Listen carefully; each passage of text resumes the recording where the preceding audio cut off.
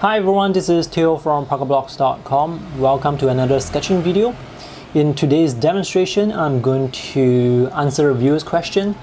He or she asked me, how do I choose the colors that I use for my sketches? And before I answer that, let's recap some basic color theories. You can mix almost any color from primary colors.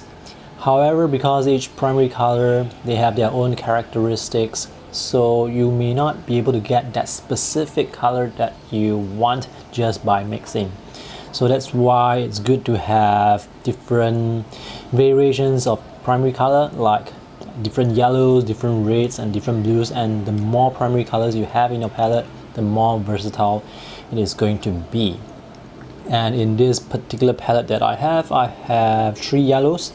This is Hansa Yellow. This is, I would say, a yellow as well, although it's more like a secondary color. This is New Gamboge. This is Yellow Ochre.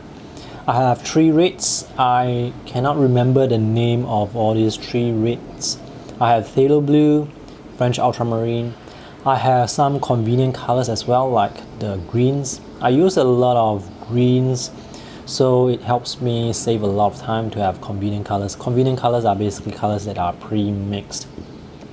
And burnt sienna is also sort of a convenient color as well. This is a earth tone. And this is, I'm not sure what color this is. Can't remember. Anyway, so these are the colors that are in my palette. And I actually do not have a specific system to when I'm painting, when I'm choosing colors. I just pick 3 primary colors: yellow, blue, and red. I would just pick any red here randomly, or I will look at the scene and see which red is most appropriate, which red is similar to the colors that I'm looking at in real life. Same thing for ultramarine. Sometimes I choose them randomly, or sometimes I would just pick a color that I see that is quite close to real life. But if I need granulation, then I will pick ultramarine. If I do not need granulation, then I will pick phthalo blue. So let's take a look at an example before I start. So this was drawn at a cafe. I used 4 colors. I use a red, I use a blue, you see some blue here, I use yellow, so that's 3 primary colors already. I use a yellow ochre or some earth tone color for this section here. So that's 4 colors, and I think I just used 4 colors for this particular sketch, and that was enough. So you can actually paint a very complete painting with just 3 colors. However, I use the convenient colors, the earth tone, for the shelves because there are a lot of shelves in this sketch. So that's why I wanted to use that earth tone to help me save time from having to mix that color from the 3 colors. But other than that, all the other colors are actually mixed from the primary colors, especially the sort of the muted gray tones for the chairs, the shirts that they are wearing, and also for the grayscale shades here and the shadow areas. Let's take a look at another example. In this sketch, which was also drawn at a cafe, I also used 3 colors. I think I used 2 yellows in this case. I used a neutral, true yellow, or sort of a way to say that, yellow, and I use an earth tone again. So the earth tone has a very granulating texture, and I used French Ultramarine.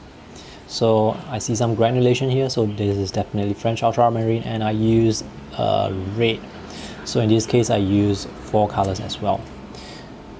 Now it's easier to achieve harmony, color harmony, if you just use a limited palette rather than having to use all the colors that are available. Just pick 3 primary colors, maybe use 1 or 2 convenient colors, and that's all. This will make it easier and less complicated to color your scene. So I'm going to pick 3 colors. I'm going to pick this yellow, As for the red, I will just pick randomly. I'll just pick this warm red. And as for the blue, I like phthalo blue, so I just pick phthalo blue. It can be ultramarine as well, or it can be the two other reds as well. And I will use yellow ochre because this really helps me save time when it comes to mixing skin tones. So I'm going to start by mixing the skin tone colors. I hope you can see. Alright, I can actually mix yellow ochre using the 3 primary colors, but this really helps me save a lot of time because I can use it straight from the pen like this. I can actually use it like this, straight from the pen. It has a nice tone, but it's a bit unnatural, so I will mix a bit of red to it just to get that fleshy skin tone.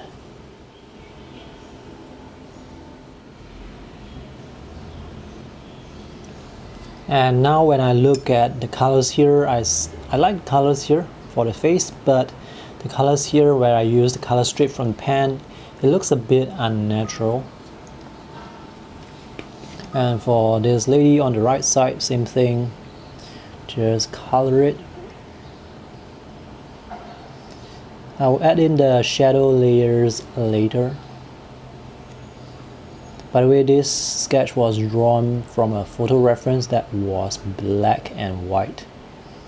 So I'm just adding colors, imagined colors. Perhaps I would add a bit more red to it and see how it's going to look like. Oops, I think maybe it's a bit too red. Definitely too red.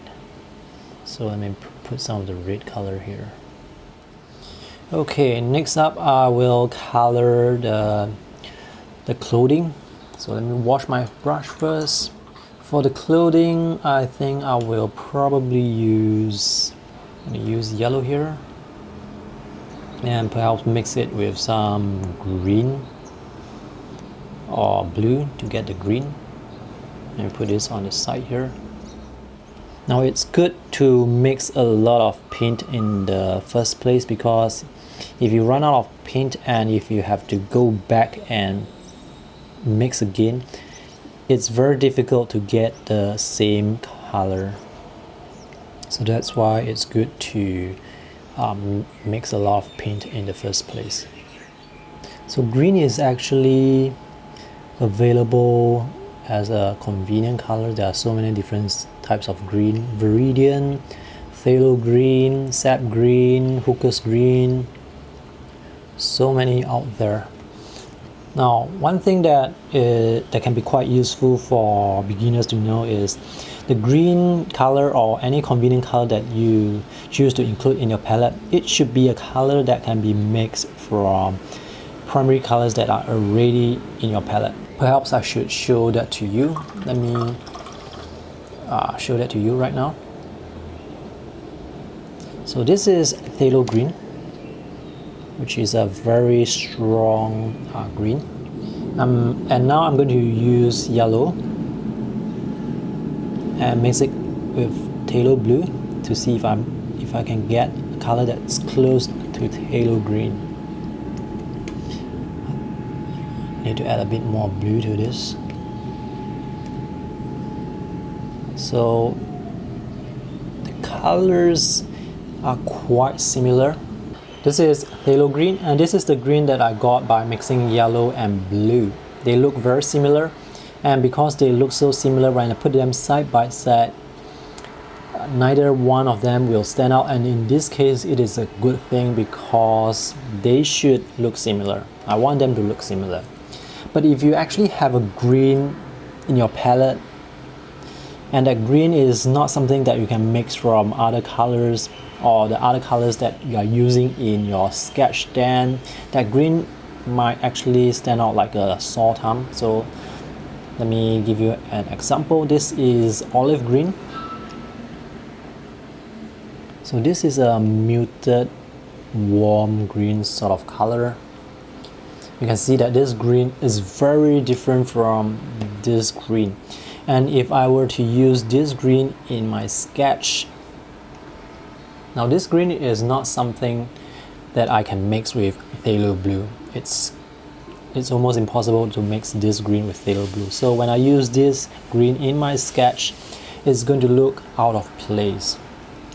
So this green is not a green that I would use in this particular sketch. I would use phthalo green, but I would not use this particular green. Alright, now let me try to color the hair. For the hair, I'm going to use yellow ochre again. I'm going to try and mix a brown tone. So I get that with yellow, some red, and blue. So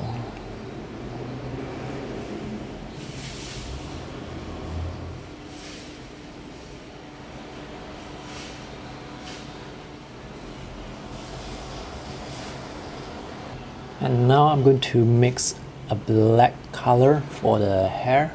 I'm going to use phthalo blue.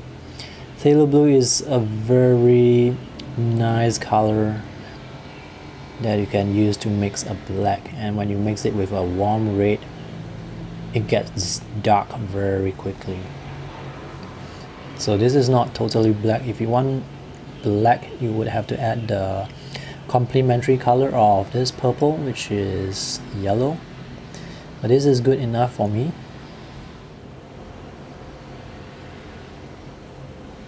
Now I'm going to add in little spots of colors here and there. And for the tables and chairs, that's going to be in shadow. So I'm going to mix more shadow. In this case, I want a neutral color, so I want to use more yellow. And I can mix red with it. And then mix a bit of blue to it. If it turns green, then I would have to add a bit more red.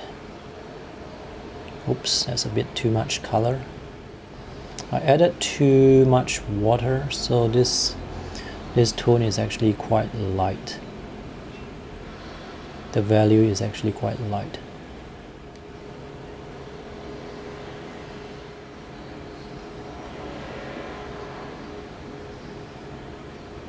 And for this lady on the right side, perhaps I would give her a red dress.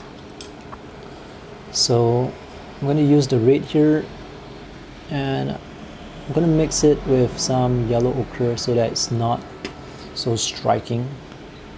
If you use it straight from the pan, the red is going to look too weird, too glaring. And for the shadow tone of that dress, I'm going to add some yellow, some blue, and a bit of red.